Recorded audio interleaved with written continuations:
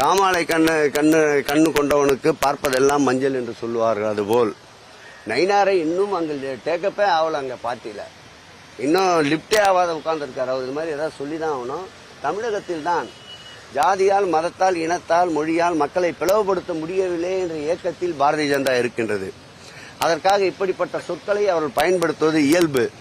நம்மை பொறுத்தளவில் மனித உணர்வு, அனைவருக்கும் ஓர் உயிர், ஓர் உடை, ஓர் உணவு, இதை நோக்கித்தான் நாம் ஒற்றுமையோடு பயணித்துக் கொண்டிருக்கின்றோம். நயினார் நாகேந்திரன் போன்றவருடைய பிரிவினைவாதம் தமிழகத்திலே எடுபடாது. அமைதி பூங்காவாக தமிழகம் திகழ்ந்து கொண்டிருக்கின்றது. தமிழகத்தை மணிப்பூராக மாற்ற நினைப்பவர்களுடைய கனவு இங்கே பலிக்காது.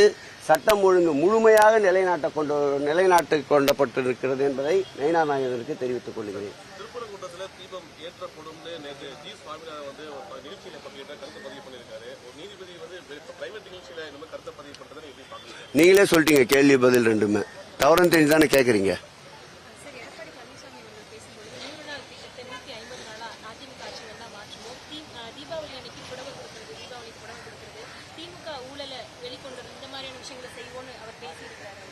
அவர் முழுவதுமாக பாரதிய ஜனதாவிற்கு அடிமை சாசனம் எழுதி கொடுத்து விட்டார்.